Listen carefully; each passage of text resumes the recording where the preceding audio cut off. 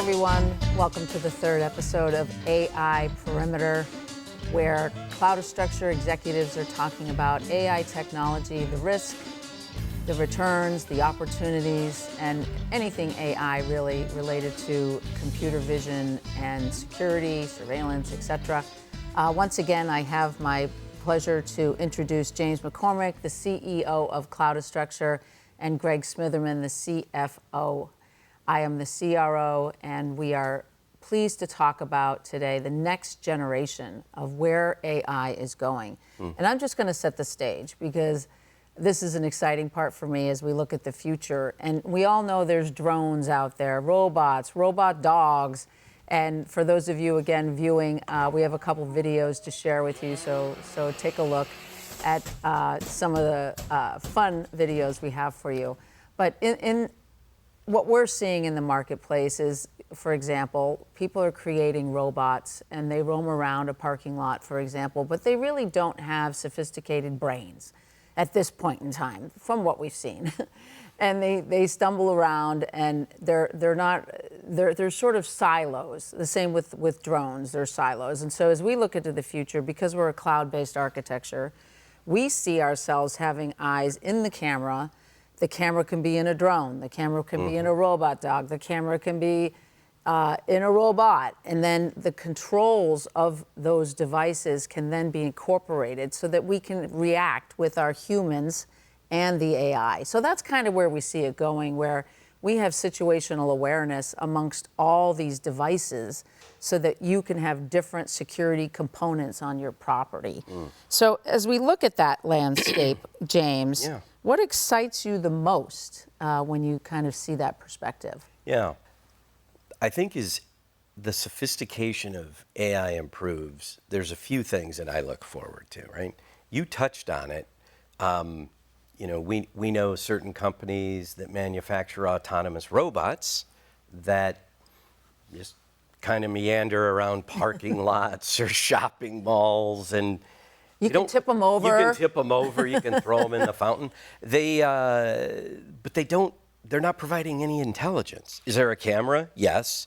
It's delivering a stream somewhere, but it's not doing anything. Right. So to us, just a logical extension is we figure out how to incorporate our technology inside that autonomous robot, and all of a sudden you've got something that's infinitely more powerful, infinitely more, creates more value instantly, those sorts of things, right?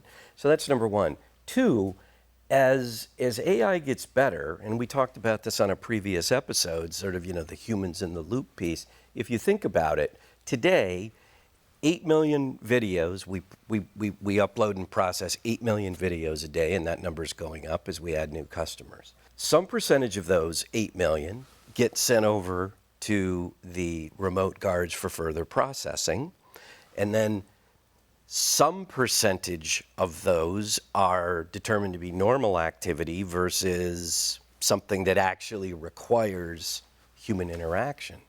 So as AI technology gets better, I think the fine-tuning of the alerts and what is an actual situation that requires intervention versus something that may or may not be, I think as things get more sophisticated from that standpoint, it'll make solutions like ours more accurate, less prone to error, and it will improve the economics and the gross margin, right, of that piece of the business. So those are some of the things I'm excited about. Yeah.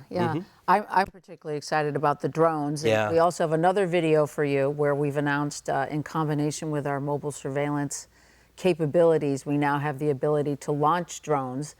And our human side of things, they can, once they get the alert that something is happening, they can take over the drone controls and start flying the drones around. So it's here. It's today. Yep. And I think you said it earlier, where the exciting part is we're the brains inside all these sensors, drones, robots. We can be that, and that's really exciting. Do we have the end-all, be-all of invention in these next-generation technologies? Absolutely not.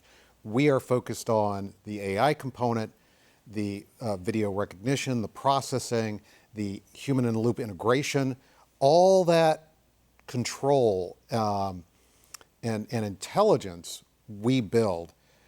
We don't have all the endpoints, and we couldn't be that. And there are just so many great things that are coming out. Heat sensor technologies, all these, people talk about the Internet of Things. There are 1,000 little things that we can integrate into our solution and utilize.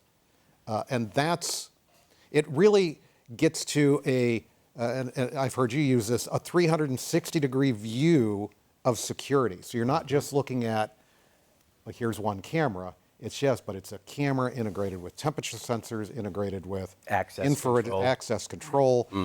That, because so much investment is going into all those things, Right. being at the heart of that is really exciting. Yeah, and it's still very silo-oriented, and we're excited that we're building a platform that will be able to integrate with all these things. Absolutely. So let's, we're hoping to tune into a lot of, or people are tuning into us as investors. So let's talk about the market opportunity. What does this vision have for, the current market and the future market opportunity for a company like Cloudastructure? Everything that we just talked about, from my perspective, correlates or relates to increased revenue growth, additional customer acquisitions, and increased revenue growth. So if I'm an investor in a company like Cloudastructure or Cloudastructure, ticker symbol CSAI, I would be very, very excited about the vision that we have for the future and what we think we can do from a revenue growth standpoint, not just as we integrate some of these new technologies that we were just talking about, like drones and robot dogs and autonomous robots, but just in general, as we continue to expand our footprint into additional verticals and with additional customers, I think it just absolutely makes the investment thesis in a company like Cloudastructure unparalleled. Yeah. That's my perspective. Yeah. Well, from an investor perspective, there are a whole bunch of things to look at in AI-related space. But ultimately, you have to look at, how does a customer benefit? What is the dollar value that they can assign to your service, your technology, your hardware, whatever it is? There has to be an ultimate customer benefit. And it's really easy to go, wow, that robot dog is super cool, and I love that, and I want to invest in that, and no one can figure out how to do anything with it. So there are a lot of shiny objects. I mean, I've been in technology for almost my entire career, and I've seen a lot of shiny objects. And that's, I think, a thing from an investor perspective that you've got to really be careful about is, yeah, it sounds really neat, but how shiny is it? Is it just the shine that I'm doing, or is it driving revenue? Is it driving value to the end user that helps their business, lowers their cost, increases their revenue? Something along those areas. And that's what we do, right? We provide a lower cost, we provide a better service, we take away risk and lower liability. Those are how we utilize the technology. So I don't think of us as a technology company, I think of us as a value providing company. And that, I think, from an investor, as you're looking at AI technologies, you have to ask yourself, what do these different companies provide? Right. And we have had a chance, just given that it's our business, to evaluate drones, robots, robot dogs, and of course we have what I would call cameras, cameras that are doing the AI. Where do we think, I mean, I have some ideas, I'm a drone fan, but what do you think in terms of the robots, for example? You touched on it a little earlier, but if the robot had our brains, game changer. Yeah. Game changer. But at the same time, robots are expensive, and robot dogs are expensive. And so at the end of the day, our customers are going to look at the price, right? And if the price is too high, a good robot dog, it could be $20,000 to $100,000, at least right now. But when the price point comes down, it could be very, cost effective to have a dog roaming around your property. Sure. Same with autonomous robots, right? Yeah. Same with autonomous robots. The trick with any of those solutions right now is how do you make them smarter? How do you build in additional value add, for lack of a better phrase, right?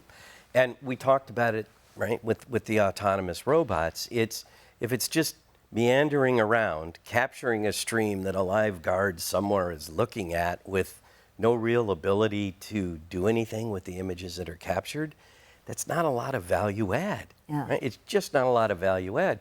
And it's like any technology, the more units that are in use, the price will come down.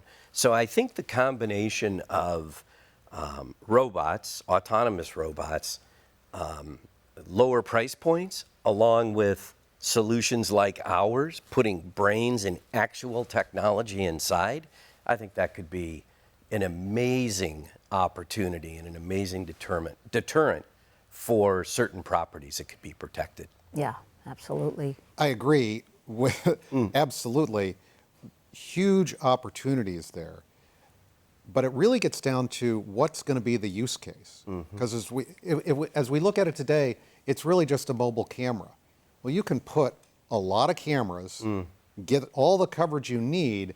So how are you utilizing that mobility, right? What's the advantage of having that moving around? Is it tracking folks? Is it getting into lighting up dark locations? I think that's what hasn't been cracked yet. And so it's a really neat thing. But what's the actual use case?